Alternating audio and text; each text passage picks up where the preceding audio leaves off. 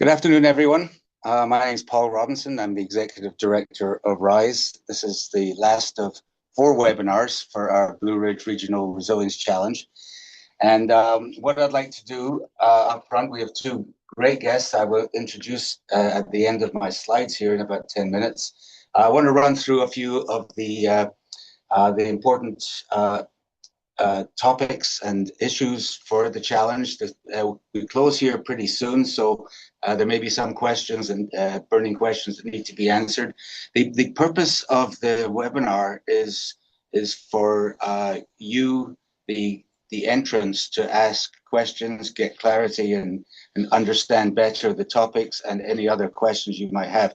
This is really it's the last webinar at which you can ask questions. You can always reach us on our info email, but we're coming close to the end of the open period, so we want to just clarify a few things and then have a discussion about this last topic area. So we'll take 10 minutes here, then we'll introduce our guests, have a discussion, and it has to be an open Q&A, and you're very welcome to bring your questions up whenever you want.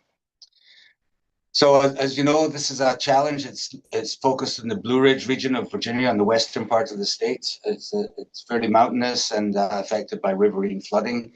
We've had a number of significant events over the years, particularly Helene and Winter Storm Jet just in the past year or so. So we're focused on solutions in this area. Riverine flooding is not just limited to Western Virginia, obviously. This is the area that we are working in. You see my cursor, but riverine flooding, according to FEMA's map here, is actually national and occurs right across the country, and of course in other countries too. So any solutions that we find and that are developed and demonstrated as part of this program can go on to scale to other communities and other regions. What we're offering is up to $300,000 in non-equity funding, non-dilutive funding, and that money can be used to demonstrate or to build a pilot program in the region. So we do give you access to real-world infrastructure and pilot sites. We'll introduce you to local communities, and we'll also help you with any accelerator support that you might need for your business. We do have a lot of PR and media visibility in these programs, and you'll be part of that. The winners will be part of that, as well as if you need some workspace and lab area, we can get access to that. And there's a number of other things that we offer in terms of access to experts, stakeholders, our entrepreneurial community, as well as any permitting that you might need in your program. The challenge timeline, we're well past the launching of the challenge on January 30th. We're in the period of our webinars, and the application submission deadline is March 20th, 2 p.m. That deadline does not move. That's a firm end of the open period. We will be announcing semi-finalists by April 6th. We're asking those semi-finalists to provide us additional detailed documentation for their pitches. Those pitches will happen around April 27th, and we will announce the finalists and funding levels on May 4th. So that's our schedule. We have to stick to that closely. We've got a number of other deadlines that work around it. So some of these are immovable objects. We've done this a few times before. This is actually our 13th challenge, and we're going to be launching another one next month, so that number will soon be 14. We've funded over 40 pilots and supported job creation in the resilience sector, as well as associated contracts. We've received over 400 submissions from 30 countries, so it's about 10% of companies make it through. We have put out about $11 million now that these challenges are coming to fruition, and companies that we've funded have gone on to raise over $48 million in private funding, and that's the goal here. We want companies to be economically viable after spending our funding, to be scalable and to become be able to grow within other markets. So we have several challenge topics that we've had webinars on, and I'd recommend you go to the website if you're interested in these areas. First topic is post-event recovery, helping debris removal and landscape remediation after an event. The second one, we had a webinar last week about integrating resilience solutions to help these smaller communities that are resource limited access as much data and integrate as much information as they possibly can in their emergency management processes and recovery processes. And this is the final one here, where we're looking at the regional resilience value case. We see in the region that we're considering here, in the Appalachian region, a lot of the communities are economically distressed. There's limited jobs, and there's not a whole lot of opportunity for these communities. There's a lot of organizations trying to change that, which is great, but we want to make sure that these communities are also protected, and that the protections that we can provide these communities also add to their value and attract further dollars for investment and support. That's what we're going to be talking about today. So I'll introduce our two guests here that we're going to join us for our discussion. We'll start with Gilman. Gilman Callsen is the CEO and CTO of Rho Impact, and the founder and CEO and CTO of Rho Impact's predecessor, PitRho. He has 15 years of experience building and scaling technology companies. Gilman's been influential in integrating data science, software engineering, and cloud infrastructure to help organizations solve the world's most complex challenges. We also have with us our Virginia's brand new Chief Resilience Officer, Greg Steele. Greg is our Chief Resilience Officer in Virginia. He engages Virginia agencies, fosters coordination and collaboration in all hazard resilience. He also engages with the public, localities, regional, state, and federal partners to enable cross-sector dialogue and informed resilience decision-making. He convenes and chairs the Interagency Resilience Management Team with a mission to provide more efficient and effective resilience program planning and implementation across the Commonwealth. And prior to this, Greg served as the director of the Engineering Directorate within the U.S. Army Corps of Engineering, the Headquarters Training and Doctorate Command, a 4-star Army Major Command. So Greg's got an enormous amount of experience and background in this, and we've got two great panelists. So we're going to ask them to join us. There they are, and I'll stop sharing here, and we'll get into our discussion. And as I said before, anyone has any questions, put them into the Q&A or raise your hand. Katie will bring us to your attention. This discussion is for you. We will lead our discussion and start to get into it, but please join in whenever you want.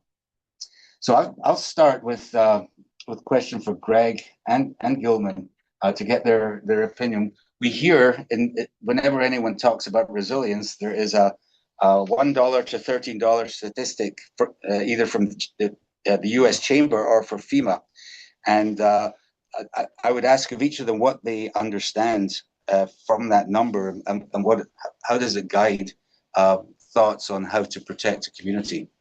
Greg? Oh, sure. Thanks, Paul. With that number, and I've seen a couple of different numbers, I think what it's trying to get at is the overall concept that investments before the need for recovery dollars are the most efficient way of investing dollars. In fact, the most inefficient way that you can fund projects is through recovery. And looking at it from a dollars and cents standpoint, I would say I don't know what number is right, but I'm sure that the concept of it is right. I do think that there's a lot of, I guess, benefits that are left on the table that maybe aren't easy to actualize or to figure out what they really are.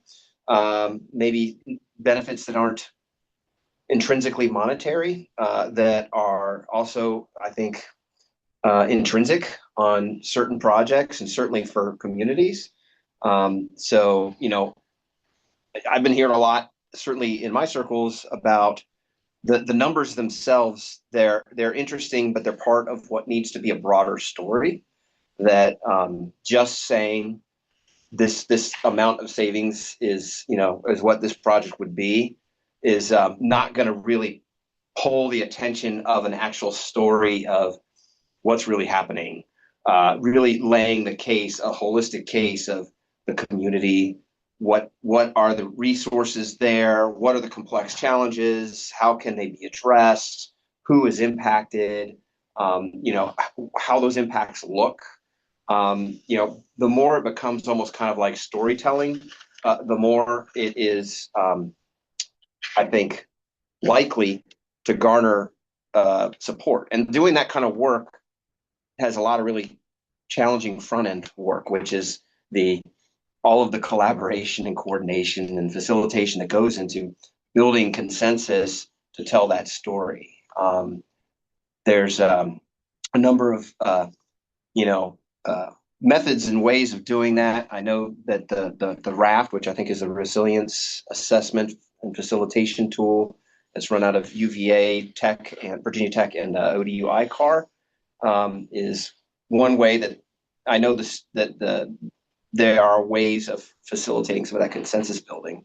And I know that some of that's happening out in Southwest Virginia right now. But I think a lot of effort has to be on the broader story, because you just said it just a couple minutes ago. It's a distressed region for the most part, or at least the value from an economic standpoint of infrastructure is different in a rural community or in a smaller community, even if it is quasi urban like versus a large urban area, which has lots and lots of infrastructure and lots of value to that infrastructure. So I think I gave a long-winded answer to the question, but that's just kind of my take on some of those things. And Gilman, I'm sorry, I think I might be talking a little too much. That's what we're here to do. Yeah. Yeah, I mean, I agree with your statements, and I would just probably add in the distinct perspective that I'm bringing is much more from the private sector and seeing lessons learned in climate investment over the last probably 10 to 15 years, and really echoes a lot of your statements around the narrative. So in the climate investment space, broadly speaking, we've been through a few big waves, and there was Clean Tech 1.0, and that's really wind and solar and hydro. Then now we're kind of into this climate tech phase where people are really thinking about mitigation, and mitigation is just reducing emissions, whether that's through direct capture or through improving processes of existing technologies. And that has really gone through a very similar life cycle, I would say, in terms of winning the hearts and minds of the end user, the buyer. And back 20 years ago, 15 years ago, even 5 years ago, much of the focus was on saying, this is a better way to do it. And we should do it. And you should believe me that we should do it, and let's get going. And that just never really worked. You hit this wall where you're not meeting the end audience where they are. And what the pivot has been in that kind of specific mitigation lens has been really identifying the core benefits immediately and putting it through the lens of, why is this just a better idea? Forget about climate change, forget about these scary elements. Why is this just a better way to do something? Why is it going to make you more money? Why is it going to make your life better? Why is it going to improve those around you? And if we kind of apply that to the resilience space, I think we will make much faster headway, because these are events that are very clear to everyone going through them. A flood, a hurricane, a tornado. I mean, we all just had tornado warnings here, yesterday. These are real and they're very visible. And there are ways that we can talk about the resilience build out in positive ways that benefit a community. So one quick example would be in many larger cities that have, to your point, more infrastructure and more budget and more momentum in some cases.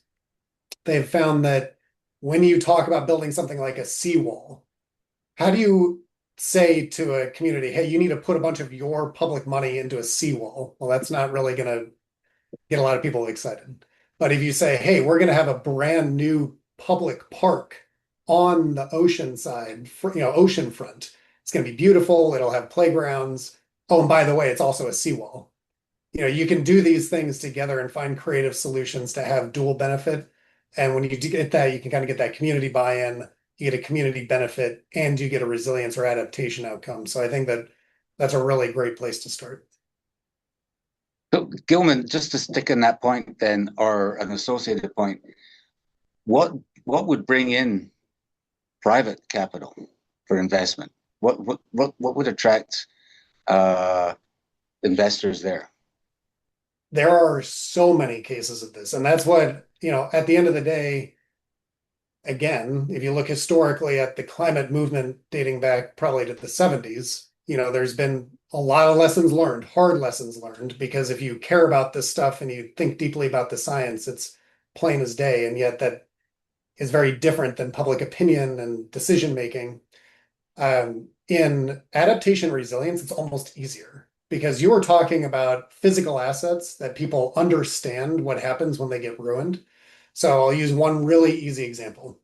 There are a lot of companies that are looking at early warning detection systems for a whole host of different events, but let's just talk about flooding.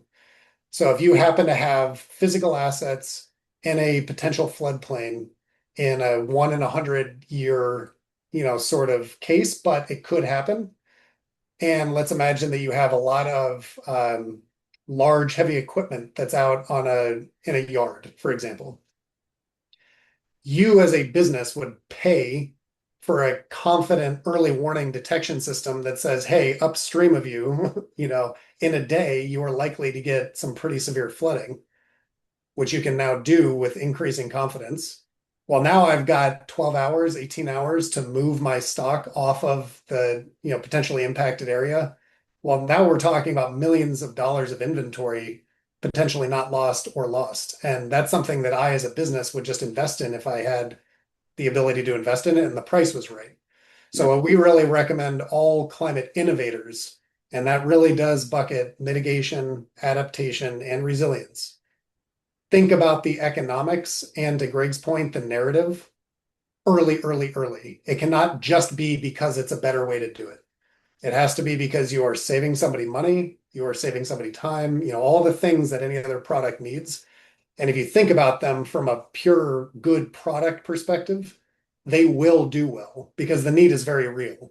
So that's, good news from a business standpoint anyway. These are very real.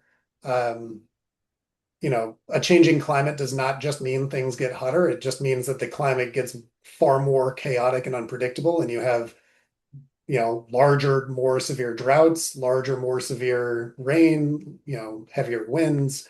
All these things are more chaos in the system. That's really the outcome right now. And so the events are real, the destruction is real. And if you can frame it in the way of saying, I can either help prevent the destruction or rapidly recover when it does happen, these are things that I think intuitively people pick up pretty quickly. And so, Greg, how do you see that the state can interact with that sort of capital? How can that benefit the citizens and what the state's trying to do?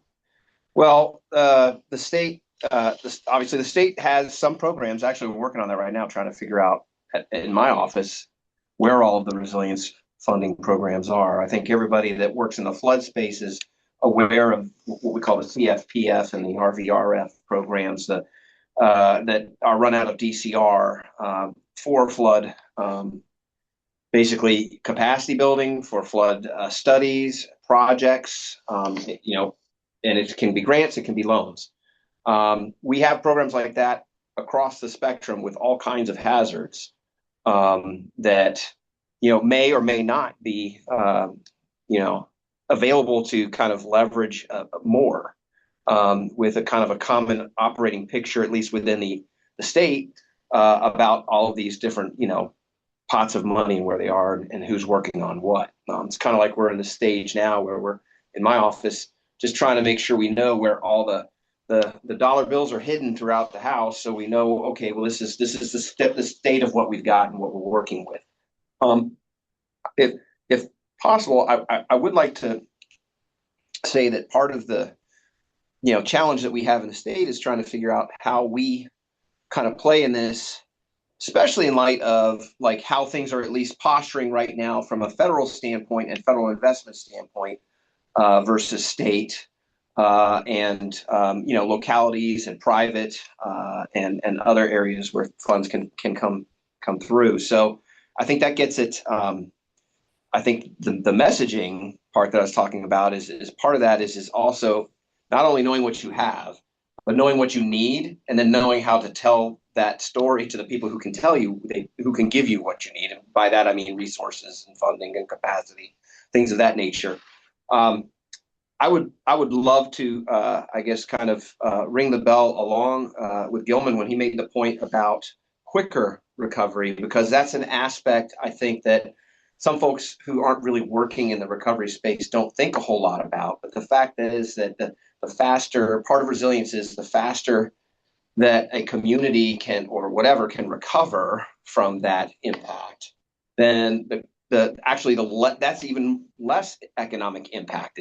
It's costs avoided by not having that economic activity that would have been happening, and the social and societal functions that would have been happening if it had already been fully recovered. So part of that telling that story that we've been talking about has to include the other social effects and like the economic generation or lack thereof because of the lack of productivity of the community. In addition to the health and human life safety, component of that discussion. I think it's just the whole weight of evidence approach is, what's really appropriate. If I can, I guess with my background you mentioned the Army, in the Army Corps of Engineers, there are instances, and the Corps is very guilty and rightly so for really kind of isolating on a traditional benefit cost ratio. And that always gives a leg up to those areas that have lots of expensive infrastructure, because then you get benefits because you're protecting that infrastructure. And so that kind of makes it so that when you're dealing with less built out spaces, they're kind of at a disadvantage from a pure BCA standpoint. But there are circumstances where the Corps has gone against that, and all of them were in that kind of storytelling arc, right? And probably one of the most famous one is Princeville, North Carolina, and Princeville was the first incorporated city or town in the U.S. that was incorporated by former slaves. So it's got a very strong historic and cultural impact. But it's also an economically disenfranchised community it's built in the floodplain of the Tar River and is getting significantly impacted by floods from the Tar. That project was authorized because of other social effects. If it was just looking at the cost of the infrastructure, there's no way that it would have been justified. But because of the significance of the community itself, the community cohesion, the environmental justice considerations, things of that nature, they're able to kind of build the story of why it was important to invest here beyond just what the benefits of the dollar for dollar benefit costs. And there are other examples. There's a town in Alaska called Newtok, and that's got a nexus. That was a relocation project, but that's got a nexus to the fact that it was a tribal sovereignty issue and community survival. You've got in Louisiana, you had a couple examples. One being a relocation was Ile de Jean Charles, which was looking at basically environmental justice. And even though that was a HUD project, the Corps studied it and provided how they would do that. And then Lower Ninth Ward, people still argue whether or not we really should be have done any investing in Lower Ninth Ward. But the case was made because of community cohesion, because of environmental justice, because of the system approach of the hurricane and storm damage risk reduction system that they're implementing and have implemented in New Orleans, that they are able to justify projects that didn't necessarily have that, true pure benefit cost justification just on dollar for dollar. So I think that there is flexibility depending on how well you can capture and clearly outline the impacts, who's receiving them, how they can be mitigated, how this benefits. That can all be kind of done, and it might be at a certain scale. So it could be that in certain regions, it might be multiple communities that are in a regional scale. It could be just a specific community, within a region. But part of that is going to be driven by the right scale, I think the right story, and then also consensus, and ultimately informed by those communities. So it's got to be the community saying, this is what our priorities are, and this is what we want to do, versus just somebody kind of swooping in and saying, this is what you're going to do, or this is what you need to do, because that's just not how you get that sort of consensus and buy-in and support, which you need, particularly when you have projects that are really expensive or require lots of really kind of specialized justification. So I think that's what we're hearing is that this gets complicated pretty quick. Gilman, in your example, you give example of a small town that had an asset that could have been threatened there. What we've seen in some of the towns out in the southwest part of the state are they may not have an asset, but they may nearby. They may be near a larger town that does.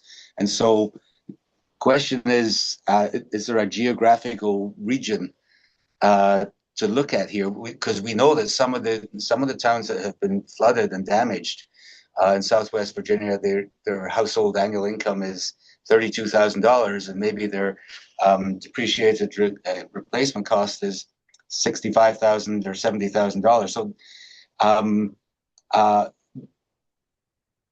that's the reality of some of these localities. How do we help that, and how do you build that up?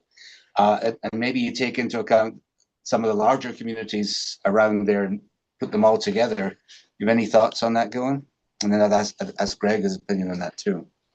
Yeah, I think Greg will have a more informed opinion certainly on the policy side. I would say from the private perspective, number of things that Greg said, I'll just underscore quickly here. Number one, we tend to be very bad at integrating avoided losses into our thinking. Yeah, absolutely. That's just human nature. That's one of the reasons why we fail to maintain our house, right? I mean, it's just hard to think, I'm going to go out today and spend a lot of time and or money doing something to prevent something that hasn't yet happened and may not happen, right? And that's just it's a difficult thing for us to get over. So, really encouraging creativity and engagement with good storytellers on that narrative, to underscore that point from Greg again, for actual understanding and shared language, so that we're not talking purely scientifically about the probabilities of things happening over some time span. That works for nerds like me. It doesn't work for everybody. It just, you got to meet people where they are in the language that they use. So that's kind of one side. For your point, I would say trying at the policy and government side to be really keen to understand what the distinction is between where private markets can and should play versus where public resources should go, and trying really hard to not allow those to be intersecting so often. I'm frequently seeing things where we'll have public money going to projects that private markets absolutely could underwrite. But they won't if the public, capital is going to go into it. So you got to be thoughtful about that, because there's a limited on both. Things like our water infrastructure and overall infrastructure needs that are very aged and very susceptible to massive influx of new water, for example, that you don't expect. These are things that I don't really know what the commercial economic case could ever really be, right? That's a difficult one. The things like the early warning system, yeah, there's a business there. So let businesses take that and try and figure out how to like make that clear in the policy decisions where we are really encouraging private actors to come in where commercial opportunities exist and co-benefits exist and allow public capital and public effort to be on those things that are really critical, but likely won't get the private capital anyway. Yeah. Greg, and by the way, I'd remind folks on the call here, if you have any questions, raise your hand or put the question into the Q&A. Happy to bring it in. Yeah, Greg, go ahead. Well, so it's a great question, but I went into three different directions based on kind of what you'd asked, but also Gilman had kind of keyed in on some thoughts that I had not in my head at all. First and foremost was there are circumstances too, certainly in the flood arena, where there are funds that are public-private partnership type projects. Fargo Moorhead is one example where they are building a bypass channel, and there is a private kind of equity engagement purpose of it. It's like a flood district payment easement sort of model, which is the income model for the flood bypass channel. So there are creative ways to figure out how to get private investment, but then that leads me to the next point that I wanted to make, which is probably heresy, and this is really more my Greg Steele opinion. This is definitely not state of Virginia opinion, but there's a constant, I think, tension between, okay, so if things have a really robust positive benefit cost ratio, is that where the government should be going? Because that's already super justified. Somebody can do that. And Gilman was kind of getting at that when he said, if the public's going to invest in projects that could easily be underwritten by private, then why would they go there? And that makes a bunch of sense. But why is the public going where the decisions are harder and they're not based on the intangibles like human health and life safety and environmental justice and things of that nature? Is that really maybe where government should be investing, is where you don't have that super clear cut? Oh, this makes a lot of sense. It's got a BC ratio of 6.0, and even at a 6% discount rate, you should build this. So that's, I don't know the answer to that question, and I think of all the different legislators in Virginia, they probably have that many opinions about it. But it's definitely a question that's out there about what is the role of government when it comes to investing, particularly in public safety infrastructure.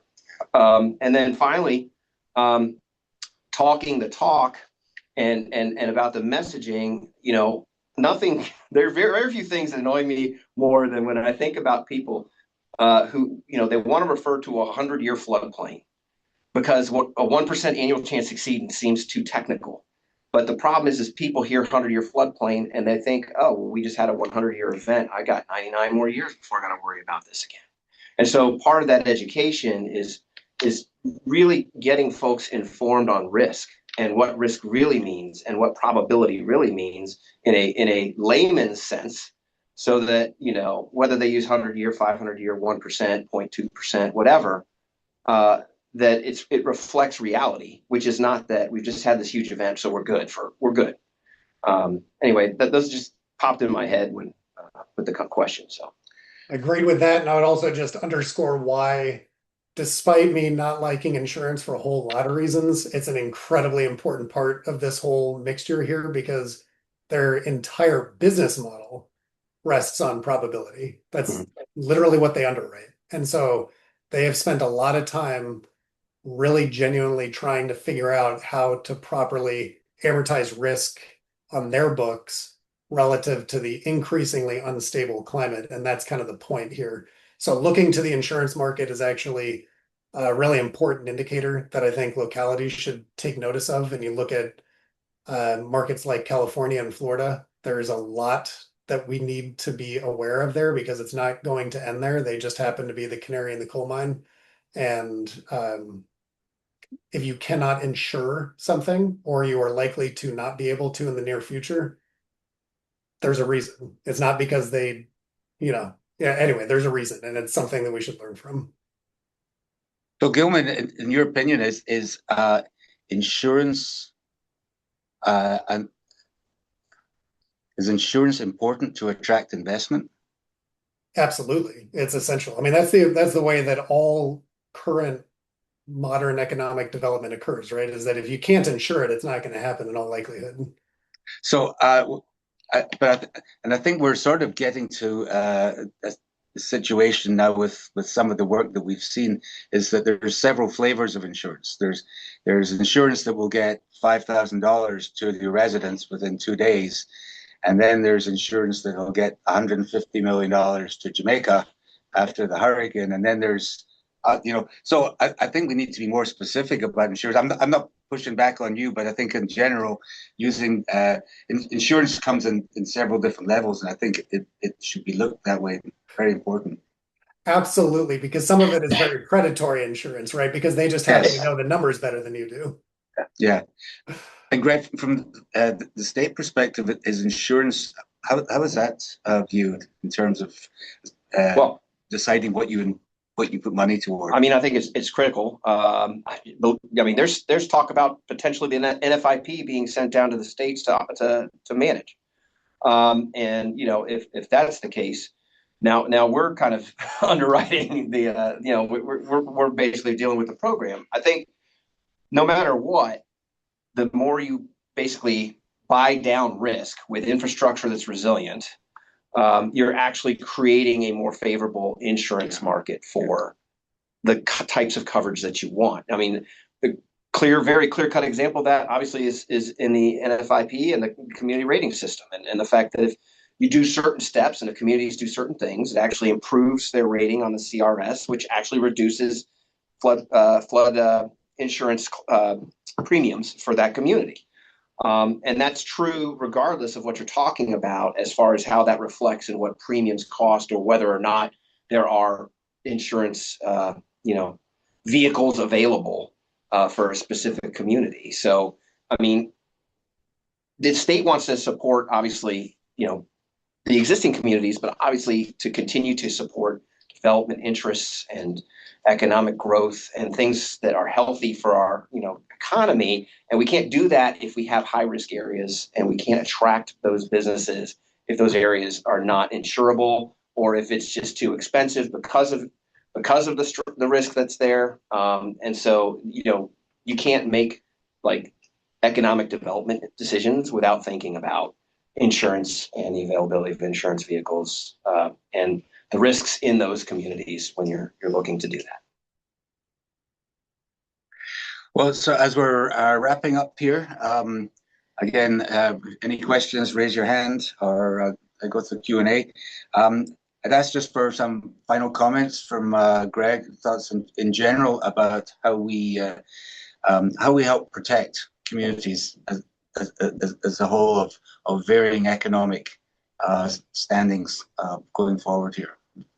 What are your thoughts, Greg? Well, that's a loaded one. I mean, I think the issue is to continue to build consensus and collaborate.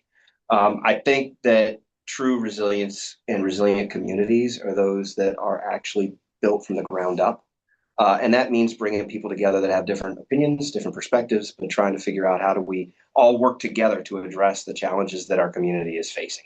And then once you kind of have that vision and you have that, this is where we want to go, then you can leverage programs, whether they're at the state or private or federal or what have you, or insurance vehicles. There's all kinds of tools you can leverage to basically actualize that and make that happen. So I guess to me that the bottom line is really about resilience isn't done in a vacuum. It's not done at an engineer's desk in some building somewhere. It's done in the communities. It's done with the communities, and it's done through the communities.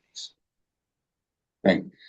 Gilman, any final thoughts about protecting those communities, bringing in additional capital, and attracting new opportunities?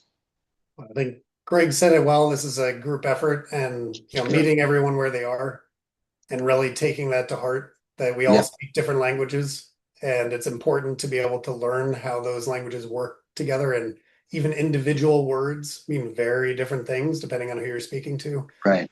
And then from the innovator perspective, I'd just say really fixate on getting to the core value proposition early, because especially right now, just because it is technically better does not mean that it'll work in the real world. You have to really isolate what is the Yeah, value proposition and who gets that value and how are you going to bring it to market if you're going to really scale these things. yeah, yep, absolutely. Very important. Well, I'd like to thank Greg and Gilman for being on the call today. Thank you for your points of view and your suggestions. This is our last webinar, as I mentioned. So if anyone has any questions after the webinar, feel free to contact us on info. And March 20th, 2 p.m. is the turning into pumpkin moment that that's immovable. So we look forward to receiving everyone's applications in. So thank you all. Thanks very, very much for your time.